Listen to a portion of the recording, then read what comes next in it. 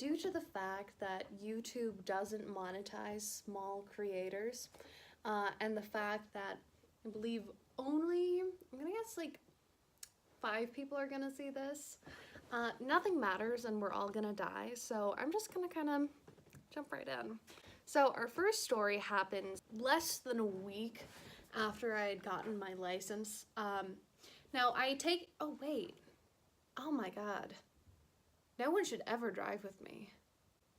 Anyways, so I had taken my test soon after my birthday, right? And I'd been so nervous that I had breezed straight through a stop sign, didn't even see it.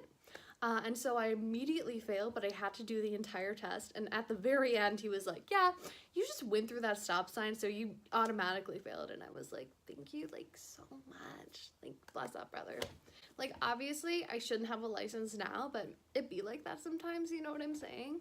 So then I, like, try to find an appointment, but everyone's like, hey, I want to get my license. Like, wow, what a crazy idea, nice. So July comes around. I don't know if I told you, but I took this in June.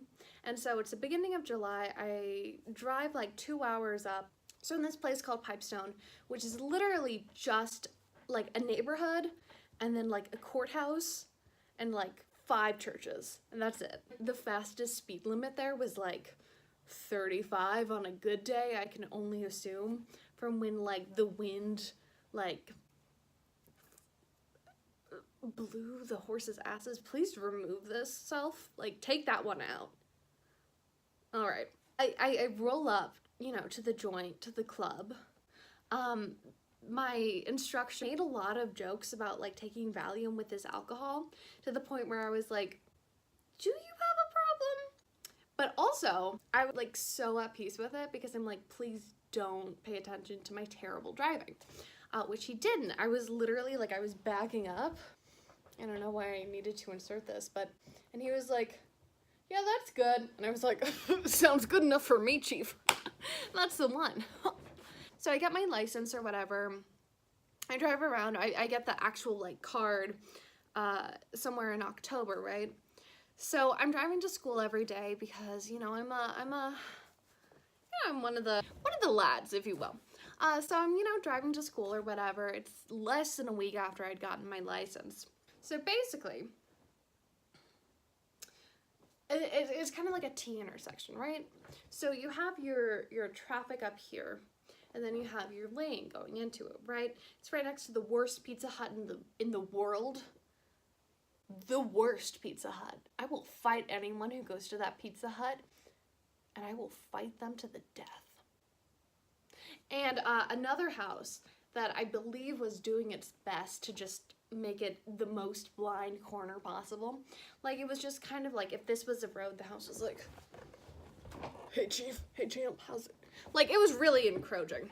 I see a car is coming by, but it's not in the lane that I'm gonna get into, so I'm like, nothing matters, we're all gonna die, let's do this. A quick and very important note for this entire story is that for whatever reason, I hadn't plugged my phone in, so I was just listening to the radio. So I'm listening to this idle banter of 2 just complete idiots talking about how, yeah, I'm gonna be going to the Monster March up in the Twin Cities, so if you're going to the Monster March, you know, see me, I might be wearing a skeleton costume. I was going by and I'm like, you know what, live fast, die young, let's do it. So I turn, and it turns out I had miscalculated, and there was a car behind me. And so I did the only reasonable thing to do, and I slammed on the accelerator and swerved as hard as I could, resulting in me bashing headfirst into a pole. The other car was fine, by the way. I'm driving to this pole. My foot is glued to the accelerator. Like, I couldn't move it if I wanted to. I was just so afraid and so stressed that I was gonna hurt this person behind me. I see the pole heading up, and I'm like, this isn't good. This is bad, I would argue. The next thing I remember is that my glasses were on my dashboard, and the car was like smoky, and the airbags had deployed, I assume, and so they were sunken down a bit. The car was all gray. The interior wasn't gray, but my vision was slightly gray. I heard this like strong like ringing in the back of my ears. Like, eventually it fades and I can hear the idle banter of the radio people again as they're like, hey, you trying get some candy. And I'm like crying hysterically. I pick up my phone from where it was and I'm like, call my mom. I don't call the police because my thought process at the time was, well, they have better things to do. Little did I know that this is like one of the things that like the police do. But I was like, they have better things to do. Let me just call my mom. So I'm crying hysterically and I'm from what I remember, I was just kind of nonstop repeating, please don't be mad, please don't be mad, please don't be mad, please don't. Like, I was really not having it that day.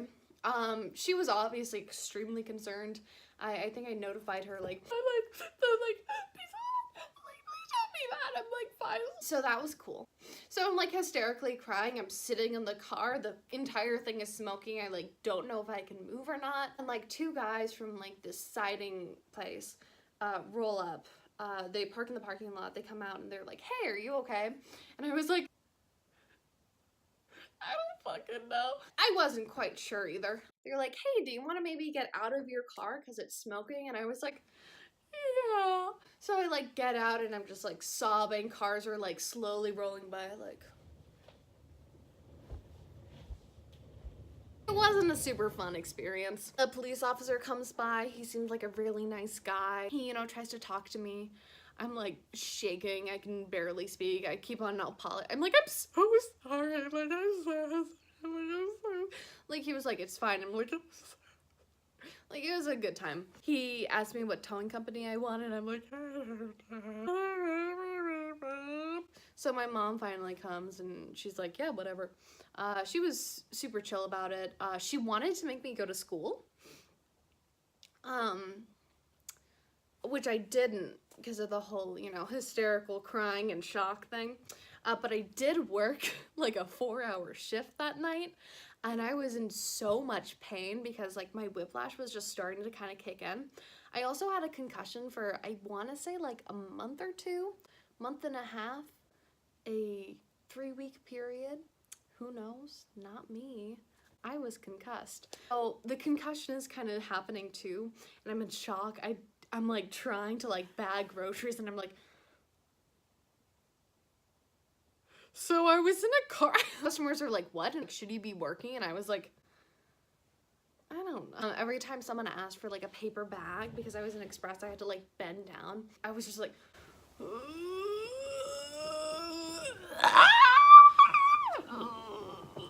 like it wasn't a super fun time. Get back home, I'm like not feeling well. I go to school the following Monday, because this was on a Friday, because like, good luck, like, yeah, like, oh, get it.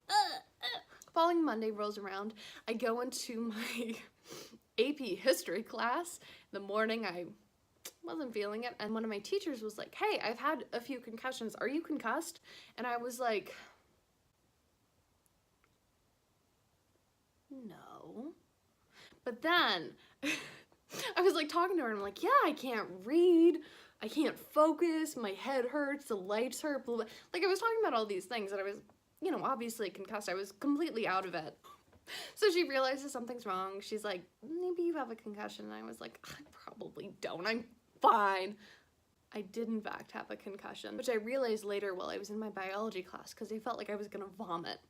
And I talked to my biology teacher at the beginning. Hey, so I might have a concussion. She was like, what? And I was like, yeah.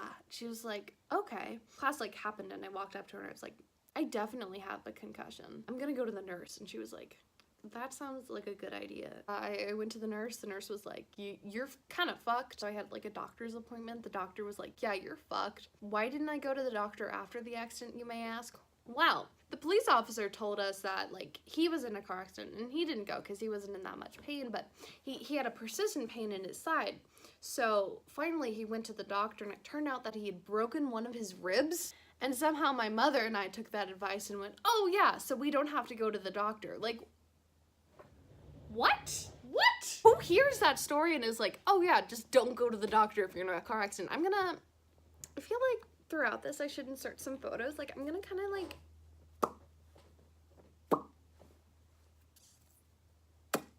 yeah, the car was fucked. And so was I. Thank you for letting me trick you into watching this far into the video. I know at this point I've definitely given up. Here's the moral of the story. If you have the opportunity to drive with me, don't. Be safe. for yourself and others. Long story short, don't drive with me, I'm the worst. You already know what you are gonna do by this point. And so all I'm gonna say is feel free to do that. Gee, thanks for watching this far. And drive safe. Holy shit.